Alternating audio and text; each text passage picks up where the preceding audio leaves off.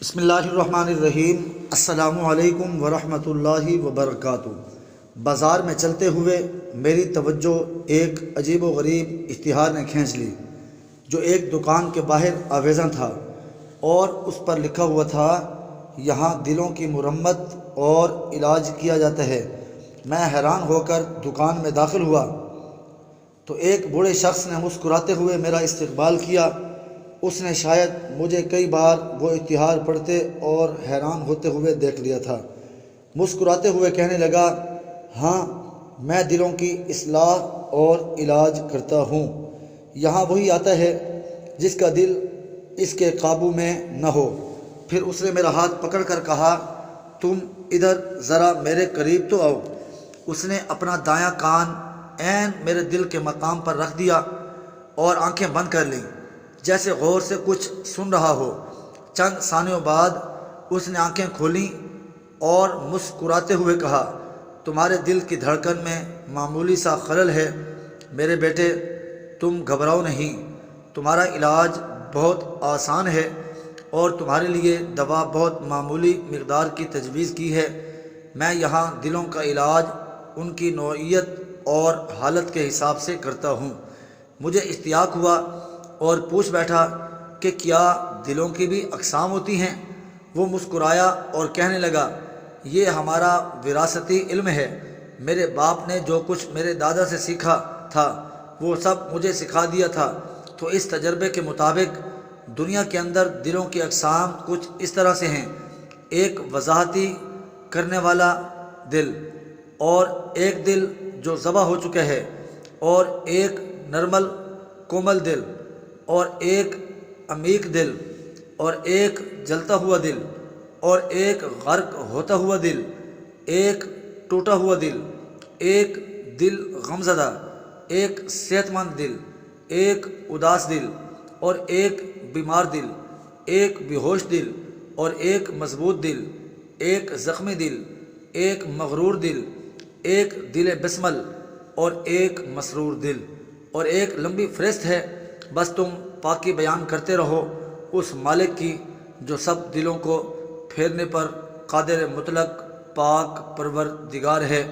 میں نے اس سے کہا، جناب، ایک طالب آپ کے پاس کچھ پوچھنے آیا اور آپ نے اسے ہزاروں دریاؤں میں بانٹ دیا۔ وہ ہنس دیا اور مسلسل مسکراتا رہا۔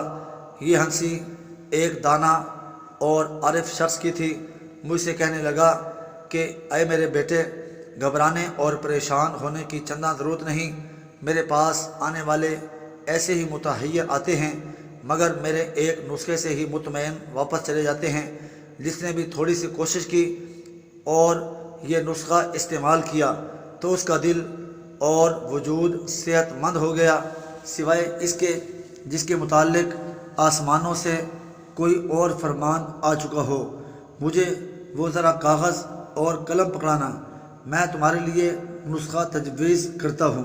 سنو میرے بیٹے، تمہارا رزق تقسیم ہو چکا ہے، جو کوشش سے تم حاصل کر سکتے ہو، لہذا ضرورت سے زیادہ حاصل کرنے میں خود کو ہلکان مت کرو۔ تقدیر کا لکھا ناگریز ہے، جو ہونا ہے وہ ہو کر رہے گا، لہذا گھبرانے سے کچھ حاصل نہیں۔ اور تمہارا رفیق عاجز و بے بس ہے، در حقیقت وہ تمہاری مدد نہیں کر سکتا، اس لیے دوستوں سے توقعات وابستہ کرنا ترک کر دو۔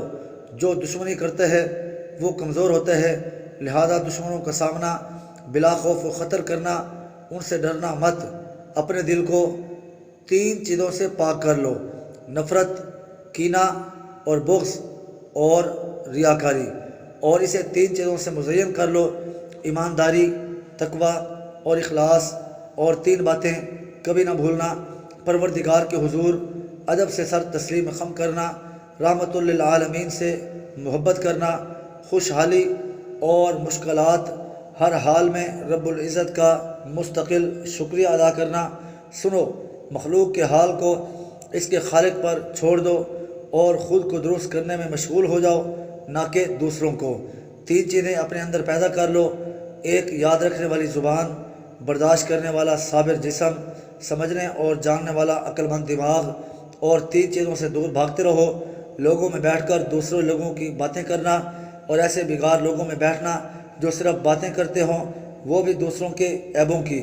تو ایسے لوگوں سے بچتے رہنا، کیونکہ گھروں میں غربت اور افلاس انہی کے ہاں ڈیرا ڈالتی ہے، جو اپنا وقت دوسروں کے معاملات میں دخل دینے، ٹوہ میں رہنے اور ان کے معمولات کے متعلق باتیں کرتے ہوئے ضائع کرتے ہیں۔ اپنی دوا لے لو، ہر وقت کھا لینا، اللہ آپ کو شفا بخشے گا۔ اوہ خدایا، میں نے یوں محسوس کیا جیسے میں دوبارہ پیدا ہوا ہوں۔ میں نے اس نسخے کو کھلے دل سے قبول کیا اور گھر چلا گیا۔ اس کے بعد میں نے ہر وقت اس نسخے کو اپنی آنکھوں کے سامنے رکھا اور ان نصیحتوں پر عمل کرتا رہا، اور واقعی مجھے آرام ملنا شروع ہو گیا اور میرے دل کی دھڑکن اعتدال میں آ گئی۔ یہ زندگی گزارنے کا ایک ایسا طریقہ تھا جس پر آپ جب عمل کرتے ہیں تو دل کو حیات نو ملتی ہے، روح فخر و انبساط سے بھر جاتی ہے، اور آپ دل و جان سے خوش و خرم رہنا شروع ہو جاتے ہیں۔ عمل کرنے سے ہو سکتا ہے میرے اور آپ کے دل کو شفا مل جائے۔ اللہ کریم تمام دلوں کے لیے آسمانوں سے شفا نازل فرمائے، آمین۔